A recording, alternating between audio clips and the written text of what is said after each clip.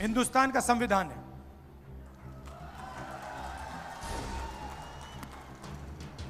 मोदी जी कहते हैं कि लाल रंग वाला संविधान दिखा रहा हूं। मतलब इसके अंदर जो लिखा है ये आजादी के समय की बातें नहीं है। मैं आपसे पूछता हूं, क्या इस संविधान में फूले जी की सोच नहीं है? अंबेडकर जी की सोच है? बुद्ध भगवान की सोच है? नारायण गुरु, बसवना, इनकी सोच नहीं है क्या? तो ये हजारों साल पुरानी किताब है, हजारों साल पुरानी किताब है। इसके अंदर जो है ये हजारों साल पुरानी सोच है। क्या शिवाजी महाराज ने इसके खिलाफ बात बोली थी क्या? जो शिवाजी महाराज कहते थे वो इसके अंदर है। संतों की सोच है, एकता है इसमें, मोहब्बत है इसमें, समानता है इसमें, हर धर्म का आदर है इसमें। इसमें कहीं लिखा हुआ है क्या कि हमें एक दूसरे को मारना चाहिए, गाली देनी चाहिए? इसमें लिखा है क्या? मुझे दिखा दो कहां लिखा है इसमें, मुझे दिखा दो इसमें कहां लिखा है कि गरीब लोगों को दबाया जाना चाहिए, किसानों को सही दाम नहीं दिया जाना चाहिए? इसमें कहां लिखा है? हाँ, तो प्रधानमंत्री जी ने इस किताब को, मैं गारंटी लिख के कह रहा हूं, प्रधानमंत्री जी ने इस किताब को पढ़ा तक नहीं है।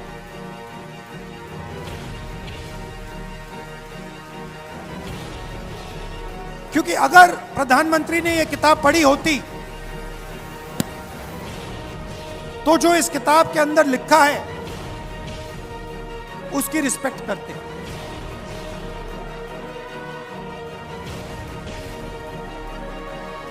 अब कॉन्स्टिट्यूशन से, संविधान से हिंदुस्तान की संस्थाएं निकलती हैं। इस किताब में लिखा है कि एक व्यक्ति को एक वोट मिलना चाहिए। इसमें लिखा है। इलेक्शन होते हैं, हिंदुस्तान में लोकतंत्र है, इसके कारण है। और यह है तो अंबेडकर जी के कारण, गांधी जी के कारण, फूले जी, बुद्ध भगवान। और 24 घंटा नरेंद्र मोदी जी, आरएसएस के लोग इस पर आक्रमण करते हैं। इस पे कहीं लिखा हुआ है कि महाराष्ट्र की सरकार को चोरी करना चाहिए?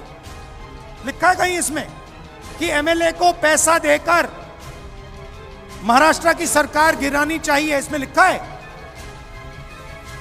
तो जब इन्होंने महाराष्ट्र की सरकार को आपके हाथों से चोरी किया तो इन्होंने इसको कमजोर किया, हां या ना? जब ये अपने लोगों को हिंदुस्तान की सारी यूनिवर्सिटीज में वाइस चांसलर बनाते हैं तो इसको ये कमजोर करते हैं, मजबूत करते हैं। जब ये किसान को सही एमएसपी नहीं देते, जब ये अदानी और अंबानी जैसे लोगों का 16 लाख करोड़ रुपए कर्जा माफ करते हैं, इसको ये मजबूत करते हैं, कमजोर करते हैं? सीधी सी बात है। मुझे दिखा दो इसमें कहां लिखा है कि अदानी जी जैसे लोगों को 16 लाख करोड़ रुपए कर्जा माफ करके देना चाहिए? इसमें कहां लिखा है कि महाराष्ट्र से बड़े बड़े उद्योग लेकर दूसरे प्रदेशों में भेज देने चाहिए?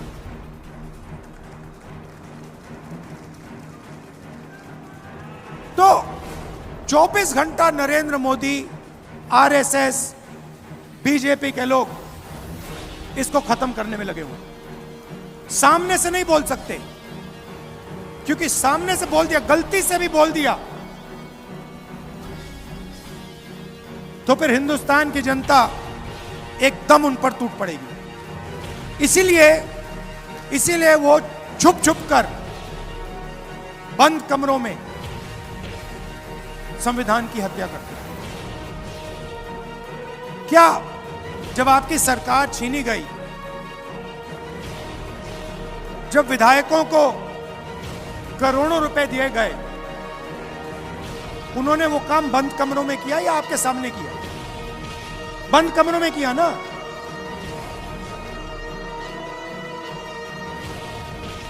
यहां पे धान के किसान, महाराष्ट्र में सोयाबीन, कपास, मैं आपसे पूछना चाहता हूं, आपको सही दाम मिलता है? आप मेहनत करते हो, आपके हाथ फट जाते हैं,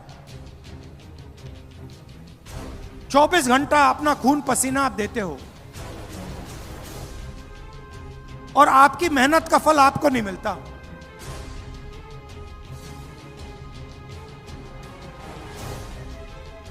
अदानी जी के हाथ नहीं फटते, मैंने हाथ कभी मिलाए नहीं है, मगर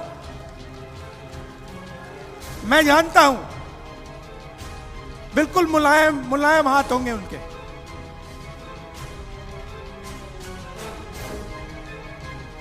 खेत में कभी शायद गए भी नहीं है,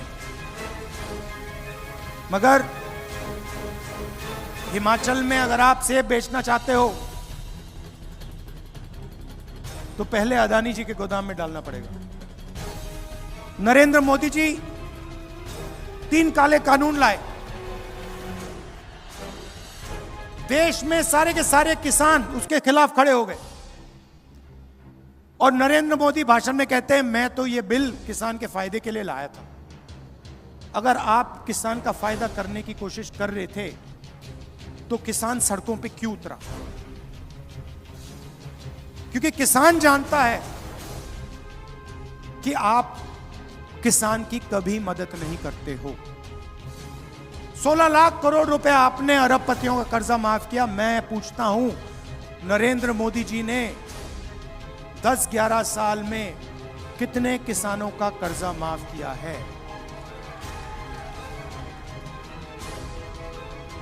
एक का नहीं किया है। सारा का सारा प्राइवेटाइज कर देते हैं। आस्ते आस्ते शुरू किया। पहले हिंदुस्तान के पोर्ट पकड़ा दिए, उसके बाद एयरपोर्ट, और अब 1 लाख करोड़ रुपए धारावी की जमीन अदानी जी के हवाले की जा रही है। और मीडिया में आपने सुना है क्या? मीडिया में आपने कभी, टीवी देखते हो, किसान का चेहरा देखा आपने टीवी पे? कभी टीवी पे आपने मजदूर को देखा है? कभी बेरोजगार युवा को चिल्लाते हुए देखा आपने? अंबानी की शादी देखी ना, डांस गाना देखा ना आपने वहां पे? मोदी जी गए थे ना, राहुल गांधी गया था। तो सीधी सी बात है, वो उनके हैं, मैं आपका हूं।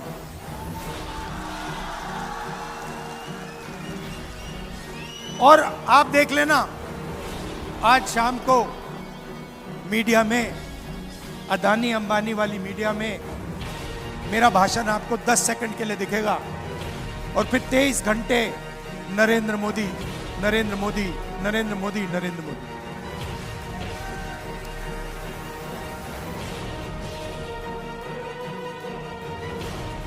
हिंदुस्तान में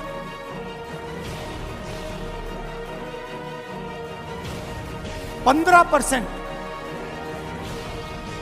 दलित आबादी है, 8% आदिवासी। आप जानते हो पिछड़े वर्ग के लोग कितने हैं? 15% दलित, 8% आदिवासी। आप मुझे बता सकते हो कितने हैं पिछड़े वर्ग के लोग?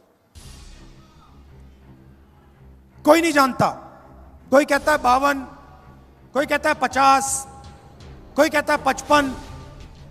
सब जानते हैं कि ओबीसी पिछड़ा वर्ग काफी है, मगर कितने हैं कोई नहीं जानता। आप ओबीसी को दलित को, आदिवासी को, माइनॉरिटी को जोड़ दो, 90% आबादी बनती है। 90%। हिंदुस्तान के कम से कम 50% ओबीसी वर्ग है।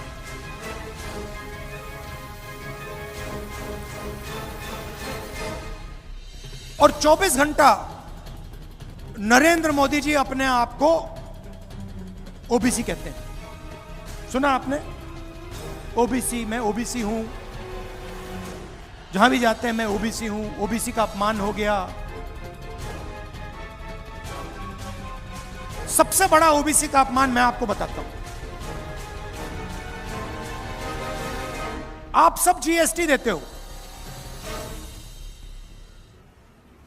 सबसे ज्यादा जीएसटी हिंदुस्तान के गरीब लोग देते हैं, मतलब 90% देता है। जितनी जीएसटी हिंदुस्तान का सबसे गरीब व्यक्ति देता है, उतनी ही जीएसटी अदानी देता है। 1 लीटर पेट्रोल गरीब किसान खरीदता है,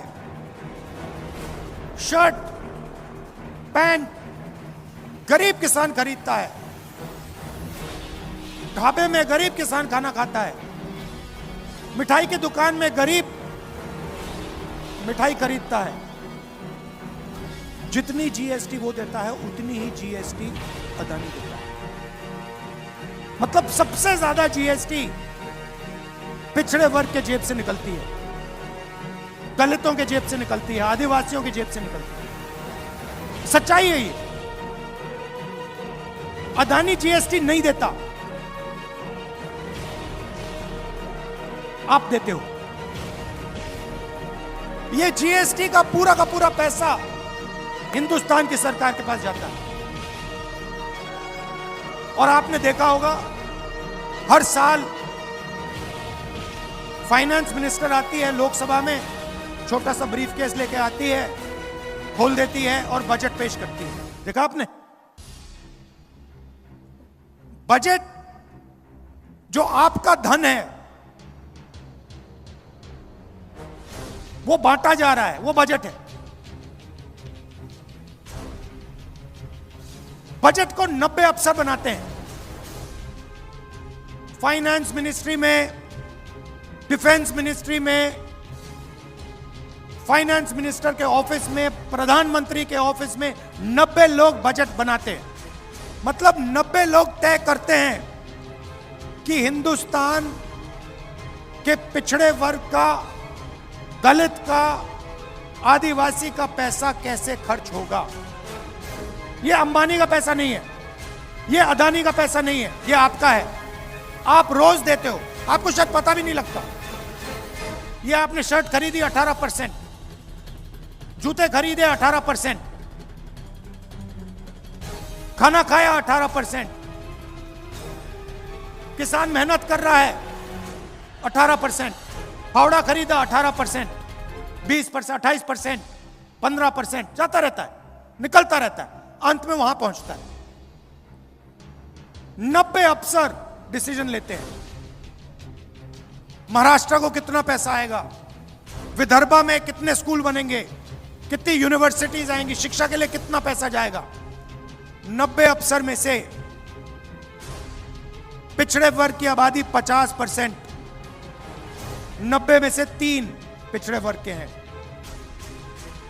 और अगर हिंदुस्तान की सरकार आपका पैसा खर्च करती है, पिछड़े वर्ग का पैसा खर्च करती है, 100 रुपए खर्च होते हैं, तो आपके ओबीसी अफसर 5 रुपए का निर्णय लेते हैं। यह है ओबीसी का अपमान। आपकी आबादी 50%, आपकी भागीदारी 5%। यह सच्चाई है। दलित अफसर, आपकी आबादी 15%, 100 रुपए का निर्णय होता है, आप 1 रुपये का निर्णय लेते हो। आपकी भागीदारी 15%, 100 रुपए में से 1 रुपया आपका। और आदिवासी भाई, उनकी आबादी 8%, भागीदारी 100 रुपए में से 10 पैसे, भागीदारी 100 रुपए में से 10 पैसे उनके। तो अगर आप पिछड़ों को, दलितों को, आदिवासियों को जोड़ दो, 100 रुपए खर्च होते हैं, 6 रुपए 10 पैसे का निर्णय आप लोग लेते हो। यह है असली अपमान। इसीलिए मैं हर स्पीच में कहता हूं, और लोकसभा में मैंने कहा है कि लोकसभा में कांग्रेस पार्टी 2 काम तो करके दिखाएगी। पहला काम, जाति जनगणना, कि इस देश के हर दलित को, हर आदिवासी को, हर पिछड़े वर्ग के व्यक्ति को पता लग जाए कि उसके जेब में से कितनी चोरी हो रही है और कैसे हो रही है।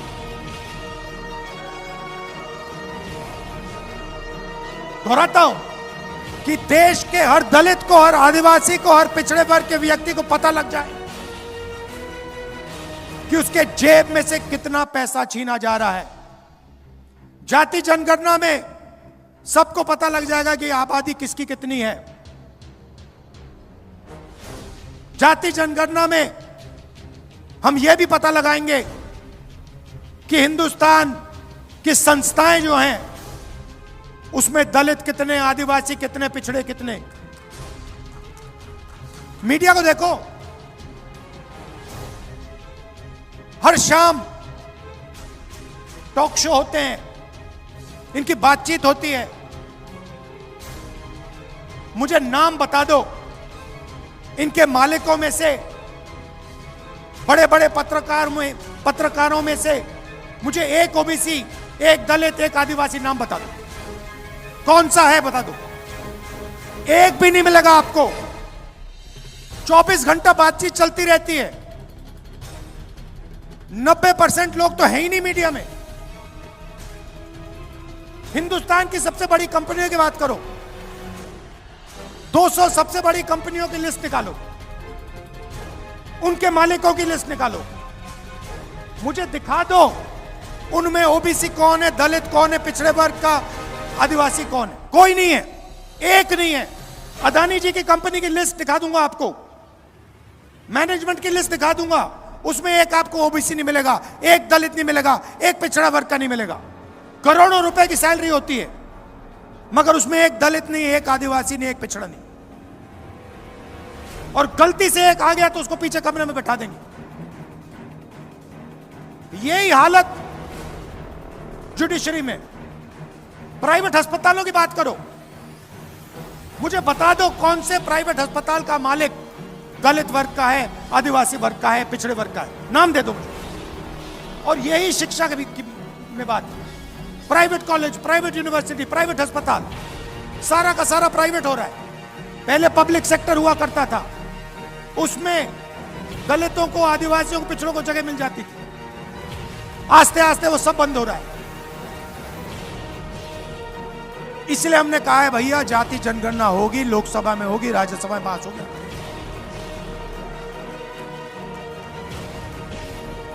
कॉन्स्टिट्यूशन में लिखा है समानता होनी चाहिए, इसमें लिखा है, इसमें लिखा है हर व्यक्ति को एक वोट मिलना चाहिए, इसमें लिखा है समानता होनी चाहिए, इसमें लिखा है हिंदुस्तान की संस्थाएं हिंदुस्तान की जनता की संस्थाएं हैं, किसी एक व्यक्ति की नहीं है। तो पहला काम जाति जनगणना। दूसरा काम, ये जो 50% का बना रखा है, रिजर्वेशन का लिमिट लगा रखा है, इसको तोड़ के हम अलग कर देंगे, परे कर देंगे। हमें 90% वाला हिंदुस्तान चाहिए, जिसमें किसानों की रिस्पेक्ट हो, मजदूरों की रिस्पेक्ट हो, छोटे व्यापारियों की रिस्पेक्ट हो। आज 20-25 लोगों के पास हिंदुस्तान का पूरा धन है। छत्तीसगढ़ में हमने सरकार बनाई, हमने पहले ही वायदा कर दिया कि हम धान के लिए छत्तीसगढ़ के किसान को 3,000 रुपए देंगे, खत्म। और फिर चेक कर लो छत्तीसगढ़ के लोगों से जाके पूछ लो मिला या ना मिला। कर्नाटक में हमने कहा कर्जा माफ होगा, महालक्ष्मी योजना होगी, महिलाएं बस में फ्री जाएंगी, पता लगा लो हुआ या नहीं हुआ। तो मैंने मन बना लिया है, जितना पैसा नरेंद्र मोदी अरबपतियों को देगा उतना पैसा हम महाराष्ट्र के किसानों को, मजदूरों को, गरीबों को देंगे। इसीलिए हमारी पहली योजना, यहां जो महिलाएं आई हैं आप अच्छी तरह सुन लीजिए, महालक्ष्मी योजना, हर महीने 3,000 रुपए आपके बैंक अकाउंट में खटाखट अंदर। और महाराष्ट्र में जब आप बस में जाएंगी आपको अपने जेब से 1 रुपया नहीं देना पड़ेगा। किसानों को 3 लाख रुपए तक का कर्जा माफ होगा, और चाहे वो और आपकी प्रोक्योरमेंट होगी तो एमएसपी पे आपकी प्रोक्योरमेंट होगी। मैं जानता हूं कि चाहे धान के किसान हो, कपास या सोयाबीन, मैं जानता हूं आपके साथ क्या होता है, आपको सही दाम नहीं मिलता है। हमारी पूरी कोशिश होगी कि चाहे वो धान के किसान हो, सोयाबीन के किसान हो, कपास के किसान हो, आपको मार्केट में सही रेट मिले। हर गरीब व्यक्ति को 25 लाख रुपए का हेल्थ इंश्योरेंस हमारी सरकार देने जा रही है। जैसे मैंने कहा, सारे के सारे अस्पताल इन्होंने प्राइवेट कर दिए हैं, स्टेंट लगानी पड़ती है, इलाज करवाना पड़ता है। गरीब किसान हो, मजदूर हो, बेरोजगार युवा हो, लाखों रुपए लग जाते हैं।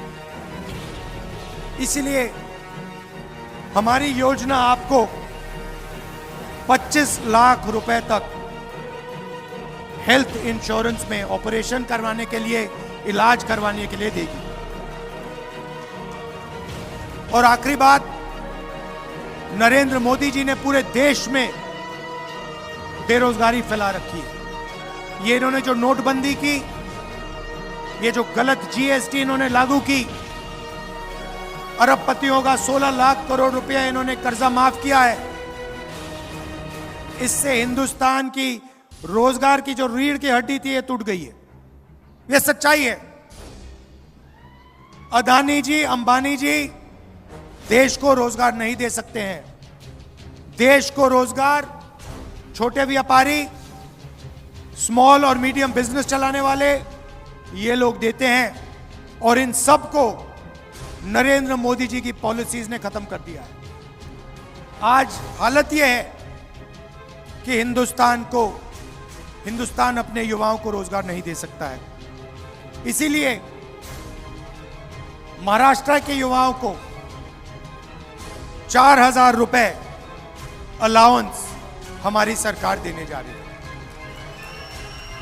और जो 2.5 लाख सरकारी नौकरियां हैं जिनको बीजेपी की सरकार नहीं भरती है, उनको हम भर के आपके हवाले करने जा रहे हैं। अंत में मैं आपको याद दिलाना चाहता हूं कि यह विचारधारा की लड़ाई है, यह संविधान की लड़ाई है, और नरेंद्र मोदी जी, आरएसएस के लोग, बीजेपी के लोग इस संविधान को, अंबेडकर जी के संविधान को, गांधी जी के संविधान को खत्म करने में लगे हैं। सामने से नहीं करते हैं, बंद कमरों में करते हैं, सरकारों को गिराकर करते हैं, किसानों से धन छीनकर करते हैं, अरबपतियों को कर्जा माफ करके इस पर आक्रमण करते हैं। इसीलिए लड़ाई इसकी है, संविधान को बचाने की लड़ाई है, नफरत को मोहब्बत से हराने की लड़ाई। यह मोहब्बत की किताब है, इसमें आप पढ़ लो, इसमें आपको नफरत कहीं नहीं मिलेगी। नफरत आपको बीजेपी के लोगों के दिल में मिलेगी, इस किताब में नहीं मिलेगी। कांग्रेस पार्टी के कार्यकर्ता के दिल में आपको कभी नहीं मिलेगी, कांग्रेस पार्टी के नेताओं के दिल में आपको कभी नहीं मिलेगी, इंडिया गठबंधन के नेताओं के दिल में आपको नफरत नहीं मिलेगी। यही लड़ाई है और ये आपके खून के अंदर है। ये संविधान, ये आपके डीएनए में है, ये आपके खून में है। और मैं जानता हूं, जो मैं आपसे कह रहा हूं आप समझ रहे हो। मैं जानता हूं कि आप हर रोज इस संविधान की रक्षा करते हो, नफरत को मोहब्बत से काटते हो। जैसे मैंने कहा भारत जोड़ो यात्रा में, जो मैंने कहा नफरत के बाजार में आप सब मोहब्बत की दुकान खोलते हो। आप दूर दूर से मेरी बात सुनने आए, इसके लिए मैं आपको दिल से धन्यवाद करता हूं। और अंत में फिर से कहता हूं कि हमें 10-15 लोगों का हिंदुस्तान नहीं चाहिए, हमें अरबपतियों का हिंदुस्तान नहीं चाहिए, हमें किसानों का, मजदूरों का, युवाओं का हिंदुस्तान चाहिए। हमें नफरत का हिंदुस्तान नहीं चाहिए, हमें मोहब्बत का हिंदुस्तान चाहिए। धन्यवाद।